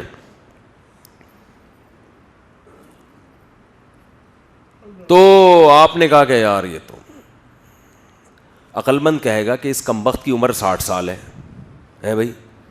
60 سال کے بعد پاکستان میں آدمی غریبی میں چل رہا ہوتا ہے. کس میں چل رہا ہوتا ہے؟ تو اس نے کرنا کیا ہے؟ اس کے حق میں اتنی بڑی بلڈنگ ہو یا 120 گز کا چھوٹا سا گھر ہو, یہ اس آدمی کے حق میں کیا ہے؟ برابر ہے. سمجھتے ہو؟ ہاں, بعد والے فائدہ اٹھائیں گے اس سے, لیکن بعد والے بھی کتنے سال فائدہ. دیکھو ترقی ہم یہ دیکھ رہے ہیں اجتماعی سطح پہ. بات یہ ہوتی ہے کہ فائدہ تو انفرادی طور پر ہر آدمی اٹھاتا ہے نا اس ترقی سے. تو انفرادی طور پر کون کتنا فائدہ اٹھا رہا ہے؟ انفرادی طور پر تو ہماری اور آپ کی عمریں 60 70 80 سے زیادہ نہیں ہے. تو چاند پہ پہنچ جاؤ, مریخ پہ پہنچ جاؤ, آپ کچھ بھی دنیا میں کر لو, آپ نے زندہ رہنے کی ایج آپ کی 70 80 سال سے زیادہ نہیں ہے. تو انسان کو فائدہ اتنا بڑا فائدہ نہیں ہو رہا جتنا ہم سمجھ رہے ہیں. اتنا نہیں اس کو مسلط کرو سر کے اوپر. ہم تھر کے صحراؤں میں گئے ہیں, وہاں جھوپڑیوں میں لوگ اس عزت عافیت کے ساتھ زندگی گزار لیتے ہیں, حالانکہ ان کو ترقی کے لفظ کا بھی پتا نہیں. ابھی میں گلگت گیا تھا, میں نے ولاگ بنایا, دیکھا ہوگا آپ لوگوں نے. 24 بچے ان کے, معذرت کے ساتھ, معذرت تو ان کو کرنی چاہیے لیکن میں ان کی طرف سے کر رہا ہوں. تو دیہاتی لوگ ہیں, بالکل ایک پسماندہ علاقے میں گاؤں ہے, ٹریکٹر تک نہیں ہے زمینوں پہ چلانے کے لیے. سمجھ رہے ہو؟ زمینوں پہ چلانے کے لیے ٹریکٹر تک نہیں. بیل سے ہل چلاتے ہیں, اپنی زمین کا اگا ہوا کھاتے ہیں. چکیاں کس پہ چل رہی ہیں؟ پانی پہ, جو آٹے کو کوٹتی ہیں. اب جا کے کہیں لائٹ کا انتظام ہوا ہے, ورنہ وہ بھی نہیں تھا پہلے. 1000 سال کا انسان بھی ایسا ہی تھا, یہی ہوگا نا 1000 سال پہلے. کیا خیال ہے؟ ان کے پاس کوئی ترقی, حتیٰ کہ میں 10 سال پہلے گیا تھا تو ڈاکٹر کا انتظام بھی نہیں تھا وہاں پہ, کوئی ڈاکٹر بھی نہیں تھے. سمجھ رہے ہو کہ نہیں سمجھ رہے؟ ڈاکٹر بھی نہیں تھے وہاں. وہ حکیم اور جڑی بوٹیاں اور یہ پیٹ کے لیے یہ والی وہ گھاس کھا لو, بس وہ تجربوں سے ایک چیز انہوں نے سیکھ لی تھی, بھائی پیٹ خراب ہو تو یہ کھا لو. اچھا کھاتے کیا تھے وہ؟ بکری کا دیسی گھی, بکری کے دودھ کا گھی نکال کے دودھ پی رہے ہیں, گائے کا. عمریں ان کی ماشاء اللہ 90 سال. ان کا میں نے واقعہ بھی سنایا تھا کہ ان کے ابا جو تھے نا, ابا 80 سال کے ابا سے میں ملا, جو میرے میزبان تھے. ابا سے میں ملا, جی خیریت سے ہیں, وہ بالکل 80 سال کے لگ رہے تھے دیکھنے میں. تو وہ اگلے دن انہوں نے شہر جانا تھا گلگت. تو جو میرے میزبان تھے وہ نوجوان تھے, انہوں نے خاتون کو بٹھایا پیچھے, میں بھی ان کے ساتھ چلا گیا, مجھے بھی جانا تھا. ہم جا رہے ہیں تو میں نے کہا خیریت؟ انہوں نے کہا یہ پریگنینسی کا کیس ہے, تو بچے کی ولادت کے لیے کہیں ہاسپٹل جا رہا ہوں میں نے کہا ان کی وائف ہوں گی. تو میں نے کہا یہ آپ کی وائف ہے؟ کرتا تو استغفر اللہ, یہ میرے والد صاحب کی وائف ہے. اس کو کہتے ہیں ترقی. اس کو کیا کہتے ہیں؟ میں نے کہا, میں نے پہلے تو مجھے سمجھ میں نہیں آیا, میں نے کہا والد صاحب ہوں گے. پھر مجھے وہی والد صاحب جو ان سے میں ملا ہوں. کہہ رہے ہاں. میں نے کہا ماشاء اللہ یار, اللہ نے نیل آرم اسٹرانگ چاند پہ پہنچ کے شرمندہ ہے. حقیقت ہے, آرم اسٹرانگ اگر ہوتا کہتا میں نے زندگی برباد کر دی چاند پہ پہنچنے کے چکر میں. ترقی کس نے کی ہے؟ ترقی تو آپ کے باپ نے کی ہے. تو میں نے کہا اس عمر میں وہ بچے کیسے پالیں گے؟ اصل تو سننے کا جملہ یہ ہے. کہہ رہے انہوں نے پالنا نہیں, ابا تو صرف ہر سال بچہ لائے جانا, پالنا تو ہم نے ہے. ابا کا تو کام ہے ہر سال ایک نئی پروڈکٹ آ رہی, کہہ رہے پالنا تو ہم نے ہے, ابا نے تھوڑی پالنا ہے. تو خیر وہاں تو کچھ بھی نہیں ہے. تو پہلی بات دماغ سے یہ چیز نکال لیں کہ آپ کے پاس اگر دولت, ہمارے جو صحافی اور ہمارے حکمرانوں کا سارا نا اس پہ گھوم رہا ہے کہ ہم گورے سے آگے نکلیں, کسی طریقے سے گورے سے آگے نکلیں, معاشی ترقی میں آگے نکلیں, ہم صحت میں آگے نکلیں. ضرور نکلیں مگر اس دنیا سے دل لگانے کی کوشش نہ کریں. وہ اس کی بیس ترقی کی وہ نہیں ہونی چاہیے جو گورے کی ہے. کیونکہ وہ ترقی تو فرعون نے بھی کی ہے, وہ ترقی تو ہارون نے بھی کی ہے, اور یہ والی ترقی ہمارے نبی نے تو معاذ اللہ بالکل بھی نہیں کی. ان کے پاس تو پیسہ نہیں تھا, ہمارے نبی کے پاس کچھ بھی نہیں تھا. اسلام جس ترقی کا قائل ہے وہ ترقی یہ ہے اللہ کو راضی کرنے کے لیے انسانیت کی خدمت.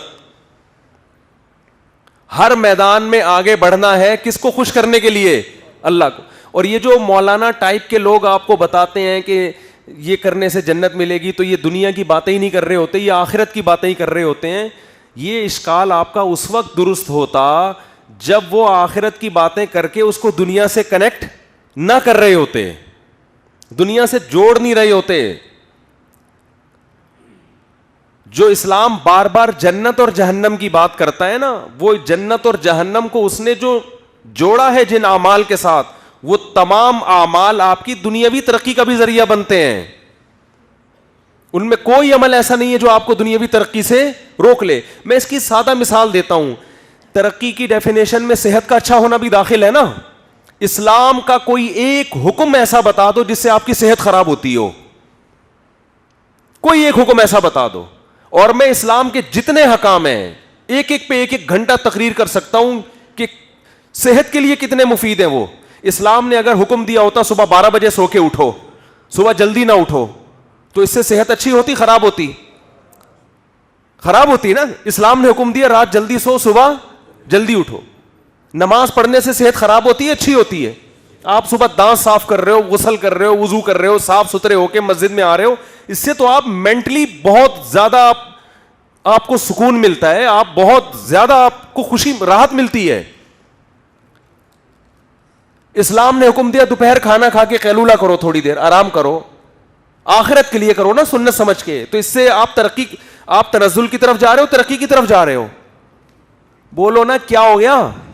یہ ترقی کی طرف جا رہے ہو بھائی, صحت اچھی ہوگی نا آپ کی. اسلام نے آپ کو حکم دیا کلو من الطیبات, پاکیزہ چیزیں کھاؤ. چرس, ہیروئن, شیشہ, شراب یہ تمہارے کھانے پینے کی چیزیں نہیں ہیں. تو آپ بتاؤ کون سا دنیا کا سائنسدان ایسا ہے جو کہتا ہے کہ پاکیزہ چیزیں کھانے سے آپ ترقی کی دوڑ میں پیچھے رہ جاؤ گے, کتے بلی کھانے سے ترقی کرو گے آپ؟ بولتے کیوں نہیں؟ مجھے غصہ آ رہا ہے, ابھی بول نہیں رہے نا یہ لوگ.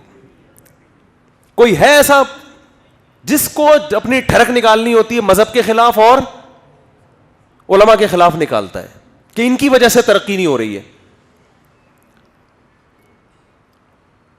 قرآن نے جن خوراکوں کا تذکرہ کیا ہے نا, جن کو نعمت کے طور پہ بیان کیا ہے, آپ ان خوراکوں پہ ریسرچ کرو تو پتا چلے گا یار یہ تو انسانی صحت کے لیے انتہائی مفید. حالانکہ قرآن ان کی کھانے کی ترغیبیں نہیں دے رہا, نعمت کے طور پہ ان کو بیان کر رہا ہے. اللہ اور بھی تو چیزیں بیان کر سکتے تھے, لیکن قرآن ان پھلوں کا, ان چیزوں کا انتخاب کر کے بیان کر رہا ہے, کیونکہ قرآن کو پتہ ہے جب ان چیزوں کا تذکرہ قرآن میں آئے گا تو مسلمان کہے گا کچھ تو ہے کہ قرآن مثالیں ان کی دے رہا ہے, کچھ تو ہے نا. تو اللہ تو ہمیں کھلا ایسی چیزیں رہے ہیں, مثالیں ایسی چیزوں کی دے رہے ہیں جو ہماری صحت کے لیے مفید ہیں. اس کا مطلب اسلام پہ چل کے تو آپ گورے سے بھی زیادہ ترقی کر سکتے ہو. گورا تو اب ریسرچ کر کر کے ان چیزوں کو مان رہا ہے. ہمیں تو 1400 سال پہلے والتین والزیتون قرآن کہہ رہا ہے, قسم ہے انجیر کی اور قسم ہے زیتون کی. قرآن ڈالڈا کی قسمیں کیوں نہیں اٹھا رہا؟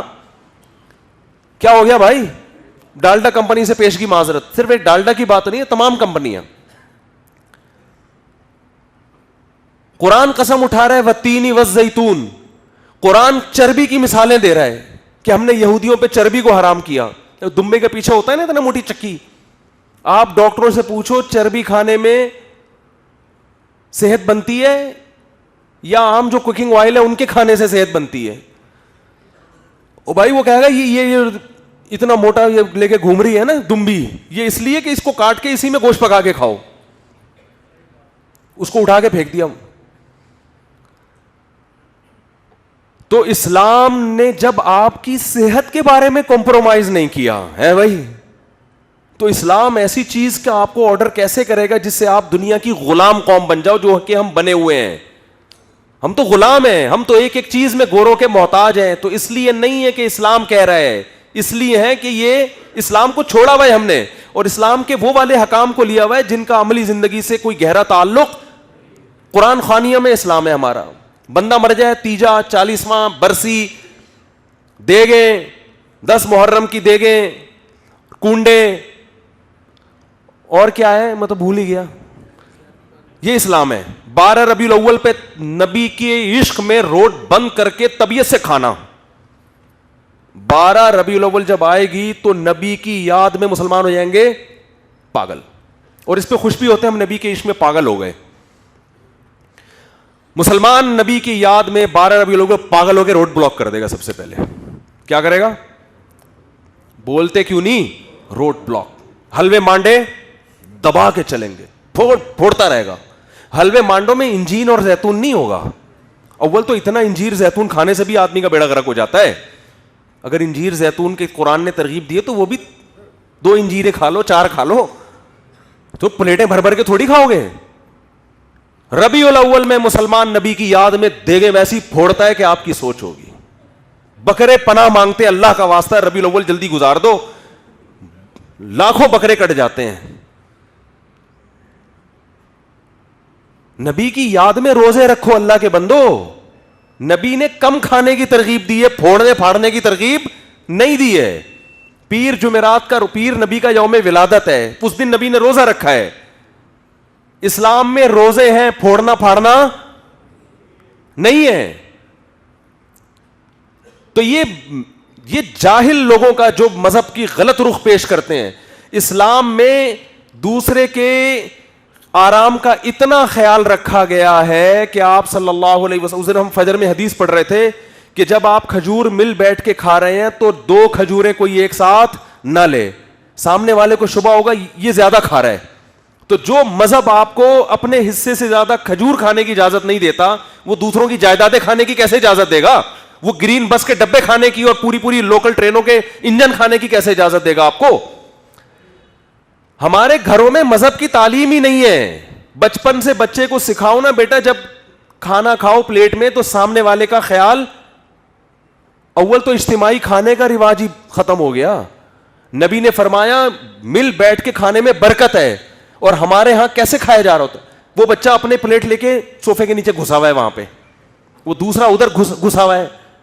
گھر میں کوئی یہ سیٹ اپ ہی نہیں ہے کہ باپ آئے ماں آئے بیٹھے دسترخوان پہ سب مل بیٹھ کے ایک پلیٹ میں کھائیں. تکلفات, ڈنر سیٹ, اس کا چمچہ الگ, اس کے کانٹا الگ ہے, اس کا ڈونگا الگ ہے, اس کا اور اس کے پانی کا گلاس الگ ہے, تو دودھ کا گلاس. تکلف. گھروں میں جاؤ سامان ہی سامان, مگر محبتیں ختم. محبت نہیں ہے. ایک تھال میں کھایا کرو, گھر میں تو ایک تھال میں بیٹھ کے کھا لیا کرو یار. پھر بچوں کو سکھاؤ بیٹا یہ گوشت بوٹیاں جو ہیں یہ دوسرے کا خیال رکھ کے کھاؤ, ٹھیک ہے نا؟ ایسا نہ ہو کہ سارا خود ہی ہڑپ کر جاؤ. جب دوسرے کا خیال بچپن میں بچے کو رکھنا سکھائیں گے تو بڑے ہو کر پھر وہ اپنے بھائی کی وراثت نہیں کھائے گا, اس نے کھلانا سیکھا ہے. ہمارے اکابر تو اتنا خیال کیا کرتے تھے, کوئی فقیر آیا ہے نا تو بچوں کو دیتے تھے پیسے کہ جاؤ اس کو دے کر آؤ تاکہ یہ دینا سیکھیں. سب ختم معاشرے میں. بس بچے کو کماؤ پوت بناؤ, انگلش بولنی آتی ہو اس کو تاکہ پڑھا لکھا لگے دیکھنے سے, لبرل لگے دیکھنے سے. کٹنگ بھی ہیئر کٹنگ اس کی, اور بچیوں کو اسکارف پہناؤ اور تاکہ دیکھنے سے لگے, جزاک اللہ, دیکھنے سے لگے کہ یہ بہت ایجوکیٹڈ اور پڑھے لکھے بچے ہیں. بچیوں کے آدھے آدھے لباس تاکہ لگے کہ یہ کسی مولوی کی بچیاں نہیں, ہم پڑھے لکھے لوگ ہیں, خاندانی لوگ ہیں. ہماری بچیاں کپڑے بڑے نہیں پہنتی ہیں, تو مولوی جو شامیانے اور تمبو پہنا کے بیویوں کو لے کے گھوم رہے ہوتے ہیں, پورے شامیانے ہیں نا, لوگ الزام لگاتے ہیں. تو آپ نے سکھایا نہیں ہے بچے کو, اور مذہب جو سکھایا جا رہا ہے وہ مذہب نہیں ہے جو پیغمبر لے کر آئے. پیغمبر دیگوں والا مذہب نہیں لے کر آئے ہیں, پیغمبر روزے والا مذہب لے کر آئے ہیں. روزہ رکھنے سے صحت اچھی ہوتی ہے. میرے ایک جاننے والے دوست ہیں یو کے میں, اللہ ان کی عمر میں برکت دے, بہت بڑے اسپیشلسٹ ہیں کینسر کے. وہ کہتے ہیں گورے نے ریسرچ سے ثابت کیا ہے کہ کینسر کے بچنے کا جتنا بہترین ذریعہ کثرت سے روزے ہیں, اتنا شاید کوئی اور ذریعہ نہیں ہے. کثرت سے روزے رکھنے سے کینسر کا خطرہ بہت کم ہو جاتا ہے. تو اسلام کا کوئی ایک, اسلام آپ کی صحت پہ کمپرومائز نہیں کر رہا, وہ آپ کو چاند پہ پہنچنے سے روکے گا, وہ آپ کو ایسا کام کرے گا جو آپ دنیا میں غلام بن کے رہ جائیں. آپ دیکھو تو صحیح نا, میں تو فیس بک پہ دیکھتا ہوں, فیس بک پہ گورے کی پکچر آئے گی, وہ خلائی سیارہ بھیج رہا ہے نا آسمان پہ, ادھر نیچے آئے گی کوئی مولانا صاحب. فیس بک نے تو ایک کباب, ایک بریانی بنا کے نا پورا سارا کلچر سامنے رکھ دیا. ادھر آئے گی وہ امام حسین کے فضائل بیان کر رہا ہوگا اور پھر دوسروں پہ طنز کر رہا ہوگا, دوسرے مسلک پہ طنز کر رہا ہوگا. ادھر دوسری آئے گی وہ نبی کی محبت میں بیان کر رہا ہوگا اور دوسروں پہ کیچڑ اچھال رہا ہوگا. ایک تیسری کسی دیوبندی صاحب کی آئے گی, وہ جناب وہ کسی اور کو چیلنج کر رہے ہوں گے. چوتھی آئے گی وہ فلاں کو کر رہا ہوگا. اور پھر کوئی ڈھنگ کی بات آپ کو, الا ماشاء اللہ اچھے لوگ بھی ہیں الحمدللہ پڑھے لکھے, لیکن پڑھے لکھے لوگوں کو کوئی لفٹ کرانے کے لیے تیار نہیں ہے. مجھے کسی نے کہا کہ میں چینل بنا رہا ہوں یوٹیوب پہ, اس میں علماء کو لاؤں گا, علماء کو میں لے کر آؤں گا, اور جو عالم دینی محنت کرے گا جس کے ویور زیادہ ہوں گے نا, تو اس کلپ پہ جتنی ارننگ ہوگی ان مولانا صاحب کو دوں گا میں. بات سمجھ میں آئی؟ میں نے کہا یہ کام نہیں کریں آپ, کیونکہ جو عالم علمی بات کرے گا میچور ہو کے اور بڑی تمیز سے قوم کو کوئی اچھی موٹیویشن دے گا, اس کا کلپ مارکیٹ میں نہیں چلے گا. اور جس نے آ کے کوئی ذرا مردانہ قوت کے نسخے بیان کر دیے, آئی بات سمجھ میں, کہ بکری کا دودھ پینے سے مردانہ قوت میں, ایک مثال دے رہا ہوں اضافہ ہوتا ہے, اس کو سنت سے بھی جوڑ دیا, بکری کا دودھ پینا تو سنت ہے, آگے لگا دیا مردانہ, وہ میں نے کہا ملینز میں جائے گا. تو وہ جو دوسرا جو بیچارہ علمی کام کر رہا ہے نا, اس کی کو بڑی آزمائش ہوگی, بولے یار اصل تو کام, وہ کام بھی چھوڑ کے کس طرف آ جائے گا, وہ بھی ادھر چلا جائے گا. تو مذہب کا جو ہمارے ہاں ایک کانسیپٹ پیش کیا جا رہا ہے, یہ جو سیالکوٹ والا واقعہ ہوا ہے قتل و غارت کا, یہ بھی تو جنونیوں کا ہے. مذہب کی غلط تصویر پیش کی گئی ہے, اور ہم تو بہت 10 سال سے کہہ رہے تھے کہ یہ ایسا ہوگا پاکستان میں, ایسا ہوگا. اب دیکھو یہ میں نے کہا یہ اور علماء بھگتیں گے, یہ کسی کی زبان سے کوئی غلط لفظ نکلے گا مار دیں گے لوگ اس کو پکڑ کے, یہ ہوگا, اس کو روکو. توہین کوئی دنیا میں نہیں چاہتا نبی کی الحمدللہ, الا یہ کوئی بہت ہی بدبخت ہو, لیکن جذباتی لوگ اپنی ٹھڑک پوری کرنے کے لیے کسی پر بھی توہین کا لیبل لگا سکتے. شریعت میں ہمیں حکم یہ ہے کہ ایک آدمی کی بات کا اچھا مطلب تلاش کرو, بدگمانی سے بچو. لیکن ہمارے ہاں جنونی لوگ کیا کرتے ہیں کہ اچھا مطلب نکل رہا ہے غلط مطلب, تو 99 احتمالات اچھے کے ہیں, 1% امکان ہے غلط, تو غلط پہ لے کے جائیں گے, اچھے پہ لے کے نہیں جائیں گے. کیونکہ قرآن نے جو حکم دیا کہ بدگمانی مت کرو, یہ آیتیں ایک طرف, اس آیت کی توہین برداشت نہیں ہوگی. توہین بھی اپنے لحاظ سے, جس کو آپ اپنی ڈیفینیشن میں توہین کہہ رہے ہو. تو بھائی مذہب تو جب دنیا میں تھا تو مسلمانوں نے بہت ترقی کی ہے, لیکن وہ ترقی کس کے لیے تھی؟ آخرت کے لیے تھی. آج جو ترقی ہو رہی ہے نا, تبھی تو آپ دیکھو ترقی یافتہ پڑھے لکھے لوگوں کا حال دیکھو ہو کیا گیا ہے. پڑھے لکھے ملک تو پڑھے لکھے لوگ چلا رہے ہیں, لیکن کرپشن کا حال دیکھو کیا ہے. تو یہ وہ ترقی ہے جس نے ان کو حقیقی ترقی سے روک دیا. یہ موضوع بہت حساس ہے, موقع ملا پھر اگلے ہفتے دوبارہ انشاءاللہ اس کو کمپلیٹ کروں گا. اللہ سمجھنے کی اور عمل کی توفیق عطا فرمائے. وما علینا الا البلاغ. اسٹارٹ کر دو, آپ کو کیا جا رہا ہے اس سے یار, اتنی بات.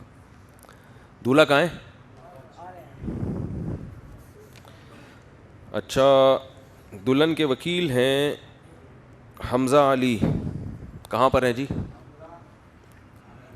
حمزہ علی بھی شارٹ ہیں؟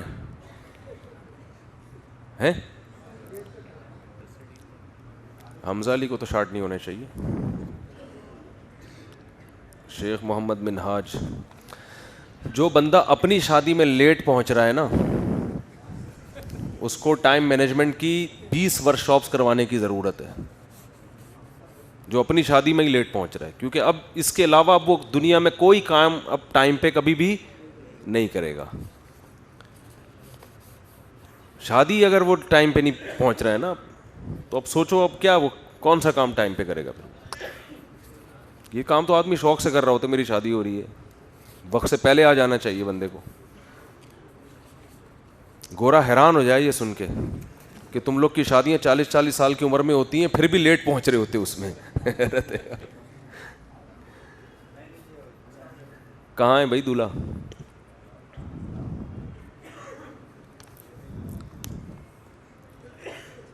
اچھا, یہ جو میں نے کراچی کی بات کی نا آپ کے سامنے، کراچی کی، کہ کراچی میں بہت خرچ کرنے کا جذبہ ہے. ڈاکٹر ذاکر نائک صاحب اللہ ان کی عمر میں برکت دی، میری جب ان سے ملاقات ہوئی تو میں حیران ہو گیا کہ ان کو سپورٹ کرنے والے بھی پاکستانی زیادہ ہیں، اور اس میں بھی کراچی کے تاجر بھی ہیں جو بہت سپورٹ کرتے ہیں. میرا خیال تھا کہ شاید سارے عرب ہیں اور ملیشیا کے لوگ ہیں، تو میں ان تاجروں سے بھی ملا، ہمارے کراچی کے تاجر ہیں جو ڈاکٹر صاحب کے رائٹ ہینڈ ہیں ماشاءاللہ، اور کچھ پنجاب کے بھی ہیں. تو بڑی خوشی ہوئی کہ یار مذہب کے معاملے میں جہاں خرچ کرنے کی بات آتی ہے الحمدللہ ہماری قوم آگے ہوتی ہے. اچھا، میں نے انڈس ہاسپٹل کی آپ سے بات کی تھی نا کہ اربوں روپے کا بجٹ ہے اور لوگ پورا کر رہے ہیں اور کیسی مینجمنٹ. اب آپ دیکھو اس سے آپ کو کیا میسج ملتا ہے. لوگ تعریفیں کرتے ہیں امریکہ کے ہاسپٹل اتنے اچھے، آسٹریلیا کے ہاسپٹل مینجمنٹ اتنی اچھی اور اتنا گورنمنٹ مفت علاج کر رہی ہے. جو کام وہاں حکومتیں کر رہی ہیں نا وہ کام یہاں عوام کر رہی ہے. سمجھ میں آ رہی ہے بات؟ حالانکہ حکومت کے لیے آسان ہوتا ہے، عوام کے لیے مشکل. تو اس سے پتہ چلتا ہے کہ قوم خراب نہیں ہے. یعنی جو کام وہاں گورنمنٹ لیول پہ ہو رہا ہے وہ کام یہاں لوگ انفرادی طور پہ. گورنمنٹ کے لیے لوگوں کو فری علاج دینا آسان ہے، بہت گورنمنٹ کے پاس بجٹ بہت ہوتا ہے. عوام کے پاس کہاں سے بجٹ ہوتا ہے؟ ایک آدمی ہاسپٹل بنا رہا ہے اور اربوں کروڑوں روپے کا علاج فری کر رہا ہے. تو یہ بڑی سوچنے کی بات ہے کہ اس سے پتہ چلتا ہے کہ بھئی قوم کا مسئلہ نہیں ہے، مسئلہ کہاں ہے؟ حکمرانوں کا، مینجمنٹ کا مسئلہ ہے سارا. سمجھتے ہو؟ اور دوسری بات، چلو دوسری بات بعد میں، دولہا آ گیا نا. شیخ محمد منہاج ول شیخ محمد ندیم، دلہن کے وکیل کہاں ہیں؟ جلدی سے بتائیں. حمزہ علی صاحب، آپ نے اجازت دی، آپ نے اجازت دی ہے کہ میں شیخ محمد منہاج ول شیخ محمد ندیم کا نکاح 50,000 روپے مہر میں نرمین شعیب بنت سید محمد شعیب سے کروں. یہی نام ہے نا؟ پروین، نرمین شعیب بنت سید محمد شعیب سے کروں. اجازت ہے جی؟ الحمد للہ نحمده ونستعینه ونستغفره ونؤمن به ونتوکل علیہ ونعوذ باللہ من شرور انفسنا ومن سیئات اعمالنا، من يهده اللہ فلا مضل له ومن يضلل فلا هادي له، ونشهد ان لا اله الا الله وحده لا شريك له، ونشهد ان محمدا عبده ورسوله صلی اللہ تعالی علیہ وعلى آلہ واصحابہ وبارک وسلم تسلیما کثیرا کثیرا. اما بعد فاعوذ باللہ من الشیطان الرجیم. بسم اللہ الرحمن الرحیم. يا أيها الناس اتقوا ربكم الذي خلقكم من نفس واحدة وخلق منها زوجها وبث منهما رجالا كثيرا ونساء واتقوا الله الذي تساءلون به والأرحام إن الله كان عليكم رقيبا. وقال تعالى يا أيها الذين آمنوا اتقوا الله وقولوا قولا سديدا يصلح لكم أعمالكم ويغفر لكم ذنوبكم ومن يطع الله ورسوله فقد فاز فوزا عظيما. وقال النبي صلى الله عليه وسلم النكاح من سنتي وقال فمن رغب عن سنتي فليس مني. وقال النبي صلى الله عليه وسلم تزوجوا الودود الولود فإني مباهي بكم الأمم. وقال النبي صلى الله عليه وسلم تزوجوا ولا تكونوا كرهبان النصارى. جناب محمد عمار ایوبی ول محمد لقمان اختر، میں نے 51,000 روپے مہر کے عوض میں آپ کا نکاح عریشہ بنت افتخار احمد سے کیا. آپ نے اس نکاح کو قبول کیا؟ جزاک اللہ جی، بہت بہت شکریہ آپ کا. شیخ محمد منہاج آپ ہیں نا؟ میں نے 50,000 روپے مہر کے عوض میں آپ کا نکاح نرمین شعیب بنت سید محمد شعیب سے کیا. آپ نے اس نکاح کو قبول کیا؟ زور سے تھوڑا سا نا. بہت آپ کا بھی شکریہ. دعا کریں جی اللہ تعالیٰ دونوں نکاحوں میں برکت دے. الحمدللہ رب العالمین والعاقبۃ للمتقین والصلاۃ والسلام علی رسولہ الکریم وعلی آلہ وصحبہ اجمعین. اے اللہ ان دونوں نکاحوں کو اپنے دربار میں قبول فرما. اے اللہ اس کی برکتیں ان دونوں جوڑوں کو تا حیات نصیب فرما. کامل طور پر اس نکاح کی برکتیں ان دونوں جوڑوں کو نصیب فرما. اے اللہ موت تک کامیاب ازدواجی زندگی کی توفیق عطا فرما. موت تک کامیاب ازدواجی زندگی گزارنے کی توفیق عطا فرما. آپس کے اختلاف و انتشار سے، لڑائی جھگڑوں سے، شیطان کے ہر قسم کے شر سے اللہ ان جوڑوں کی حفاظت فرما. اے اللہ ان نکاحوں کو ان کے خاندانوں میں جوڑ کا ذریعہ بنا، خاندانوں میں ملاپ کا ذریعہ بنا. آپس کے اختلاف انتشار سے، لڑائی جھگڑوں سے ان کے خاندانوں کو محفوظ فرما۔ اے اللہ جس کی جو جائز مراد ہو اس کی مراد کو پورا فرما۔ ربنا آتنا فی الدنیا حسنۃ وفی الآخرۃ حسنۃ وقنا عذاب النار۔ صلی اللہ تعالی علی خیر خلقہ محمد وعلی آلہ وصحبہ اجمعین برحمتک یا ارحم الراحمین۔ اللہ